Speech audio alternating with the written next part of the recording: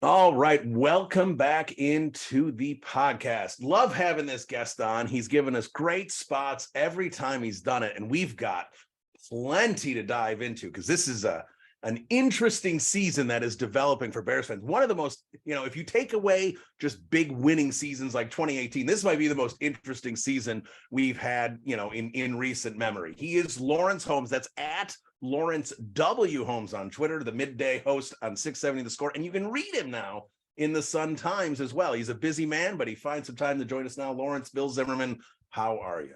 I'm doing really well. Yeah, every Wednesday in the Sun Times I write, and I usually write football. So it's fun to kind of be back and stretching out that muscle and seeing if I can still put some words together. Yeah, no, I've checked out some of your pieces. They're great. They're informative, and they're opinionated, which you got to like. You just don't need the straight news. You love opinions, and that's why we do these podcasts. That's why Absolutely. we have you on. And let's dive into this Detroit game. And I've heard some of your takes that you've had throughout this season. I want to kind of get into those as well. But this Detroit game, look, it's tough. I know everyone can sit there and go, tank, win. It's great because Bears aren't making the playoffs, and I get Jalen Carter and people like that are looking pretty good at the top of the draft. But when you lose a game like that, it's difficult one to swallow, especially to a bad division rival like Detroit. So kind of what was your reaction there, at about 3:30 Central Time on Sunday? My reaction was another great performance by Justin Fields, and I really enjoyed the fact that he bounced back from the pick six that he threw to come right back and get those points back with a run. Of course, the extra point didn't go in, so that was problematic. I don't mind them losing. Like, I'm not one of these people that's like, they got to win every single game. I don't mind them losing because I understand the benefit on the back end. That being said, in games where you have a lead, and in this case, it was a 2-touchdown lead over Detroit, you would like to see them be able to close the game out.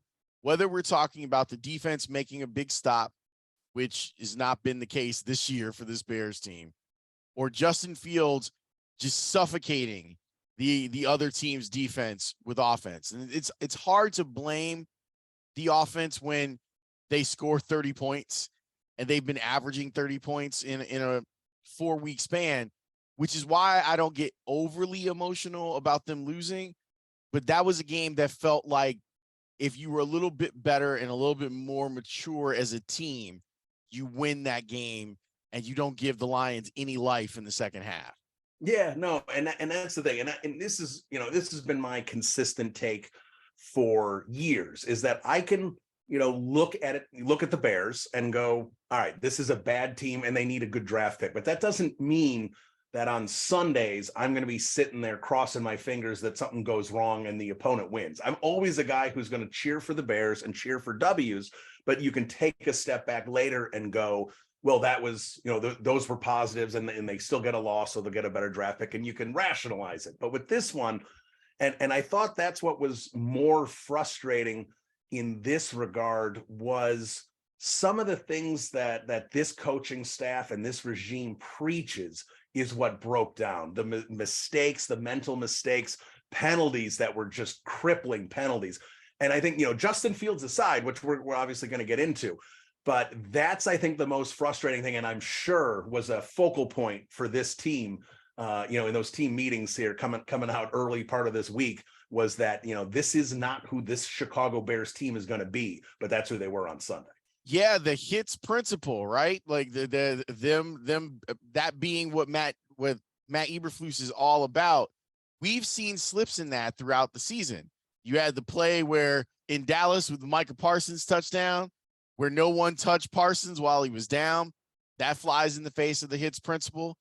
And you had silly mistakes. You had a team that was getting penalized a lot. Now, a couple of those calls, a little questionable, but there were also some calls that didn't go that weren't called on the Bears for some stuff that they were doing on offense. So all of it, I think, evens out. But you're right, Bill, they got to be better at, even the talent level is clearly not there. Like, we can all look at this roster and see that it's not very robust with talent.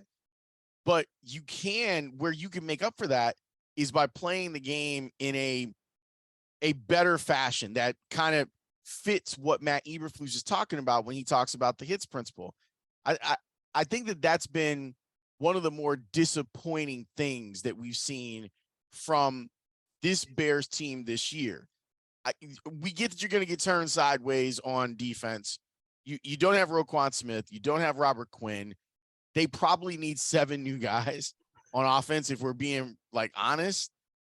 On defense, I mean, if we're being honest, but they can still play the game hard and smart.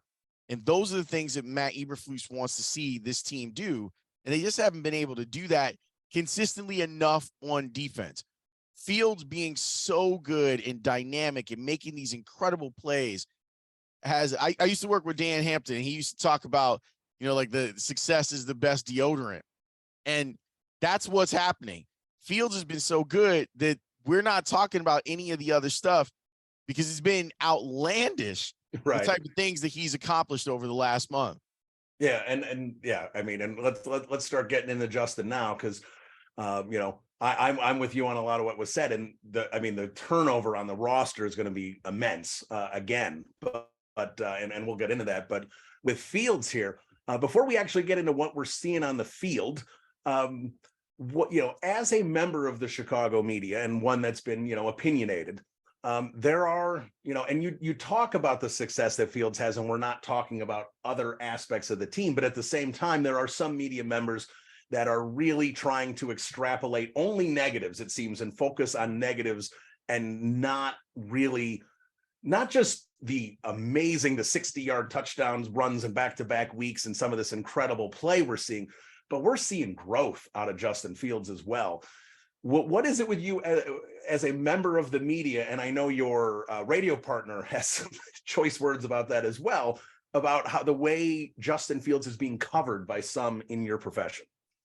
I think that I understand people who are covering this team every day, and they're like, well, wait, when's the next step? And I do think it's probably more reflective of the fan base than it is the actual media that are covering it from a local perspective. People get that this team is bad. And for the most part, the local media in Chicago has been prepping Bears fans for the team being bad. Like this is going to get ugly. This team is not very good. Ryan Pace didn't leave Ryan Poles.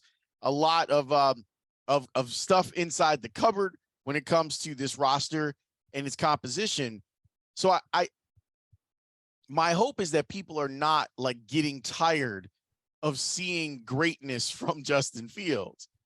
I think what people want to see is, all right, what's the next barrier? What's the next thing that he can do that shows growth?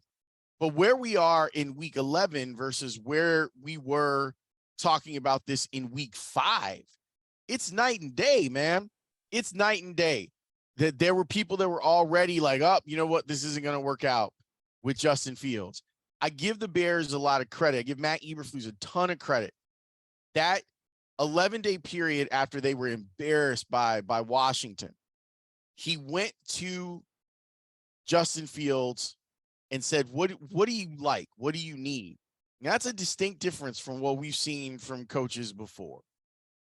Going to your best player on offense, asking the best player on offense what he needs, and then tailoring work around that best player. And what's happened is in the weeks after that, we've seen Justin Fields take off like a rocket. Now, people who are covering the team want to know, okay, clearly he's a playmaker. He's dynamic. He's being compared, like his success has been so good. He's being compared to Devin Hester as far as electricity goes. Sure. That guy gets the ball running downhill, you got a problem. And the Lions safety last week found that out firsthand. He tried to step up against Justin Fields at the goal line and got trucked, and and taken out of the game. So I think that people want to get to the next part of it. And there is a little bit of a rush. And I think Bill, honestly, like I think it has to do with the fact that the team itself is so bad that you're trying to get to the next thing and figure out what else can he do. Now, I personally would like to see him be able to convert all of this success that the Bears are having in their run game to a more consistent pass game. I still don't, even though he's thrown the ball well. Like if you look at the statistics and you see like his passer rating over the last month, it's good. He has been throwing for touchdowns. They have done stuff with Cole Kmet and made him a real factor in this offense. But I would love to see in this game against Atlanta, them throw the ball 35 times. I'd love to see it. I'd love for them to be like, look, Justin, go do your thing through the air this time. Don't worry about if you make a mistake. Don't worry about if you throw an interception. We want to win the game, but we want to win the game with you throwing us to a win. Atlanta's defense seems like it's the perfect host for that to be something that you try more of. So I think there's a little bit of impatience because it's the only real good thing about what Bears football has been this season.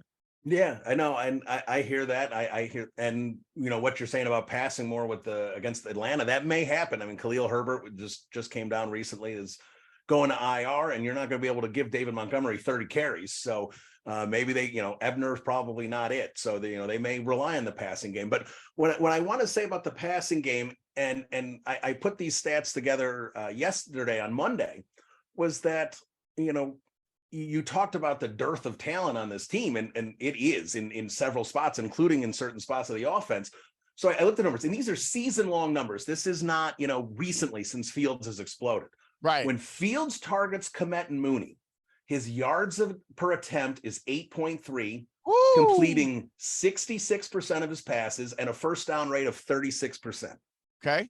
When he targets anyone else, yards attempt drops to 6.4. Oh my God. Completion rate 53%, first down rate 25%. I mean, it is a stark difference. Obviously, Claypool's barely, scratched the surface here, and with how many plays he's had with Fields. But when you talk about, and I know you talked about this a few weeks ago, I talked about it in the offseason about trying to surround a young quarterback like Fields with talent, because he needs that assistance as he learns and develops. And Poles chose not to do that, other than the third-round rookie who's now inactive on game days, and some pick at the corners with a Byron Pringle signing or trading for N'Keal Harry, things like that. And didn't have enough surrounding him. And you see, Kmet, who's coming into his own some here, and we know Mooney can be a player.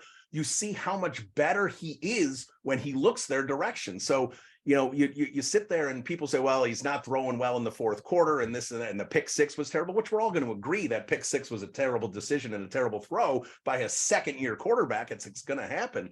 But if they can get some talent around him, and I know they're going to have good draft picks next year, and I know they've got gobs of money, so I assume this is going to happen. If you infuse talent into this offense, I think the passing attack that a lot of the media wants to see, and is the one thing that may still be lacking on the play calling from Getsy, is going to get there if they can get this talent around him, which just isn't there. Right. Like, and that's kind of the hard part in the evaluation process. Can you even really understand what he is if there are upgrades at receiver and upgrades on the offensive line? That was my concern before he went on this run of great games. And he's shown that he can be a difference maker in games. Now, I wonder, is he evolving as a passer? That's like the big question. And can you really get a sense of it if he is throwing to Equanimeous St. Brown or Amir Smith-Marset, who was cut a couple weeks ago after some awful play, especially in that Minnesota game. Yeah. Oh, that was rough. That was real rough. How do you go about getting Fields where he needs to be as a passer? That's the next frontier, I think, for this front office and this coaching staff. Yeah, and it's gonna start with talent, and because that's the thing. I mean, you're seeing growth, right? Dan Orlovsky pointed out, which I thought was good, because what we've seen during this run with Fields is he's only fumbled, once, compared to the amount of fumbles he's had before. And Orlovsky point. Well, wait, he's only lost one. He's actually fumbled a little bit, and they've had some good fumble luck. Like, what game was it? Wasn't Miami? It's the game before Miami. I think he fumbled in the game 4 times. I mean, one of them, though, was a pitch to Montgomery, and Montgomery dropped it, but Fields gets credit for the fumble there. Right. But I mean, like, even that is it. I wonder if that sustains itself. But he's such a good ball carrier. I understand the point that you're making.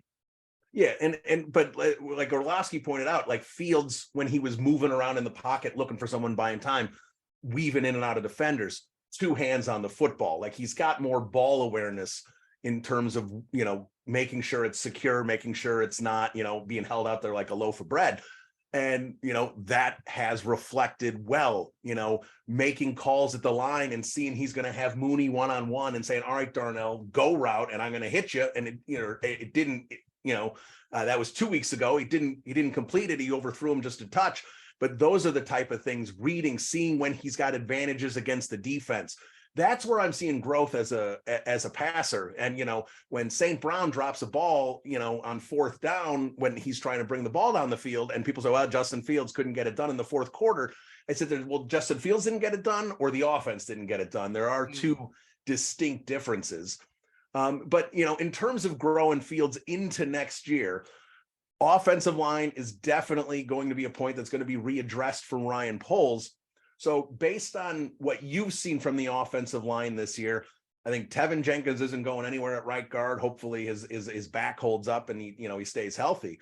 But where are you with Braxton Jones? Where are you with Cody Whitehair? The center position. What other players would you like to see back and replaced as they assess this offensive line moving forward? I mean, I get that Braxton Jones is one of their projects, so they want to see him out there more. I'm okay with that, except for that it puts the quarterback in peril, because he hasn't been very good at left tackle. Larry Borom has struggled. Both of those guys have had issues with bull rushes and people getting shots on. The biggest shots that Fields has taken have been the ones that he's gotten in the pocket. I don't imagine outside of, wow, I mean, I'm trying to think, like, what I don't know if anyone other than the center is going to be the offensive line for Justin Fields when the Bears are thinking they're a contender to win the division or make the playoffs. So that includes Tevin Jenkins for you. It's weird, Bill. I like Tevin Jenkins. I love what I've seen from him this year. Just love it. I feel like they don't. Like, it certainly felt that way in August. Yeah, and honestly, like, the way that they talk about him, like, I don't know if that's just Poles' MO, like if he likes to keep people like on edge to maybe get the best out of them. I don't know.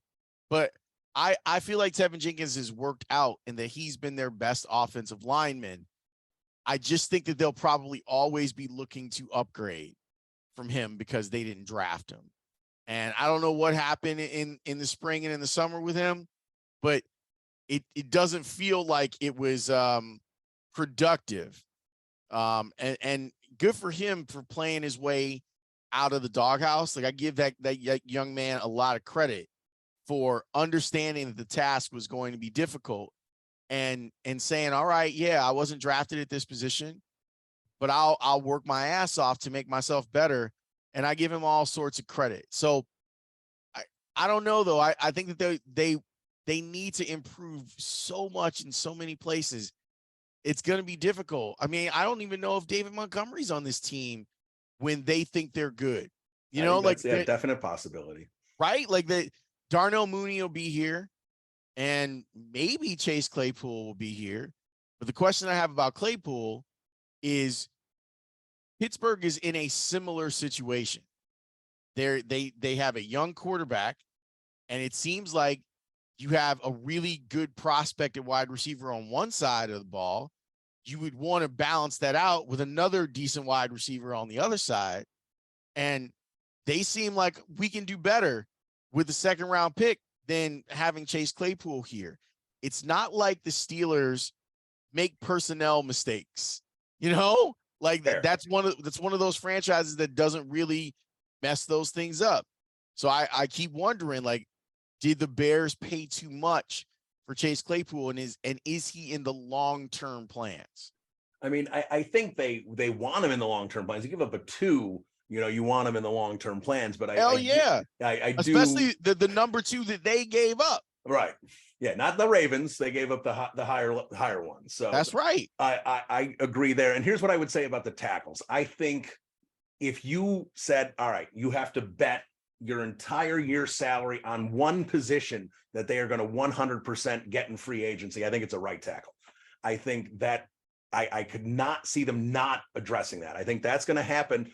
Now, I don't know if they'll go get a left tackle in free agency, but I do think if they're sitting with the 7th or 8th pick of the draft and the number 1 tackle, whoever that ends up being, Skoronski or Paris Johnson or whoever it might be, if that tackle is sitting there at 7 and Poles is sitting there going, all right, I just signed, whoever, McGlinchey, whoever for 4 years on the right side, I could have this guy on the left side for 10 years. I don't think Braxton Jones is going to stop them from that decision, but I don't know if they're going to actively look to replace him, but if the opportunity presents itself, I think they would. I think that they should, considering their amount of money that they have with the cap and the draft capital they have, it would be a dereliction of duty if they don't look to at least bring in legitimate competition at left tackle.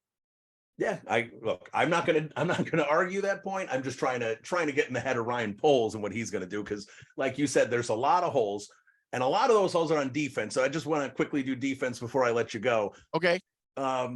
So obviously their best players are in the secondary. They still could use another outside corner going into next year. But the front 7, I think it's very hard to argue that it's not the worst front 7 in football at this point. I know Justin Jones has played well the last couple of weeks. Justin Jones he's been pretty good, like all season long. I've enjoyed what I've seen from him as a fallback position to Larry Ogunjobi. I think they did all right.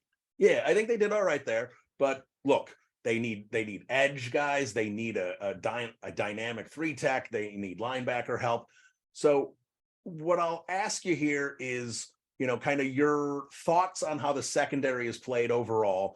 And the follow-up there also, Jack Sanborn, is this just something that's fun and let's just enjoy it? Or, I mean, we know he is a football player, right? That's just one of those guys. He is a football, doesn't matter what his RAS score is. It doesn't matter, how fast he is. He just knows how to play football. Is Sanborn a guy you look at and go, this is just fun, we'll enjoy it while it lasts? Or, or is this this guy might be one of the linebackers in 2023? I want to give the young man a chance, because every chance that he's gotten, whether we're talking about preseason or regular season, he's popped. He's popped on film. And he did in this past game against Detroit a couple of times. There was the interception that was called back that he made off of what looks like a phantom penalty. He had the 2 sacks. I think he's smart, and I think that he wants to learn. That's the type of linebacker in the middle of Eberflus's 4-3 that could work. He's not tremendously gifted from an athletic standpoint, but sometimes, especially if you're a middle linebacker in today's NFL, you can make up with it. If you know where you're supposed to be, you can get there faster because you know where you're supposed to be, and making sure that when you hit people, they stay hit. I hope that Sanborn, I think Sanborn for sure is a guy that fits on an NFL roster. And when you're talking about undrafted free agents, 7th round picks and undrafted free agents, that's what we're talking about. We're talking about, can that person make it to their next contract? And I think Sanborn has already put enough on tape in the limited time that he's been out there for some team to be like, you know what? We can have a guy like that. And maybe that team is the Bears. And maybe it's the same type of thing of they're looking to upgrade it, but it's not a priority because they know kind of what he is, and what he is seemingly like solid NFL player. As for the rest of the defense, Brisker has popped a couple of times in games. Like, he's made big plays in games. Gordon, I think, is still trying to find his way, and it's difficult. Being the nickelback is difficult. They ask you to do so much, and these offenses are running a lot of 11 personnel. You're being run ragged. Like, people are getting smart about, oh, well, I'll just put my best receiver in the slot and I'll take advantage of the mismatch that is there. But Gordon's been like, he's been okay. I don't think that I've seen anything that I've seen in the Dallas game. He got abused a little bit, and I did see some recovery from that I thought was good. But there hasn't been anything where Brisker has a couple of wow plays. I don't think that the same can be said for Kyler Gordon on balance. But I still like both of them, and I want to see them grow. Jalen Johnson, to me, is one of the best corners in the league. And I know that he's going through some stuff right now with his oblique, which makes him less effective. But I do think that if you're the Bears, you feel pretty good that you have a solid back four. Okay. Now it's, are those guys made better by a pass rush? And you got, like, we're talking about priorities in free agency and the draft. You got to go get some people. I don't know if it's Will Anderson or whoever, but you've got to go get some people that can put some pressure on the quarterback, because your guys are having to cover for 4.5, 5 seconds. They're not going to win. You can put Dion back there. He's not going to win if you're not getting to the quarterback, if the ball's not coming out. So that's got to be a thing that they do. They've got to pay real close attention to this. They've got to find a weak side linebacker that can go. And I personally wasn't a big fan of the trade of Roquan Smith. I don't think that they gave him enough time. Quite honestly, I feel like the sample size in a new defense was really short, and I would have preferred them to play this whole thing out and see where it goes from a contract standpoint. But I get the idea of, you know what, we don't see it, so let's go get a draft pick for this player. But that defense needs a lot of help. Yeah, the defense needs a lot of help, and we address what it was with Fields as well. So there he is, Laurence Holmes, at Laurence W. Holmes on Twitter. That's Laurence with a U. And make sure you catch him on The Score. I'm sure you do already. And in the Sun Times on Wednesdays. Laurence, thanks for so much time. Really appreciate it. Bill, anytime, man. Thanks a lot.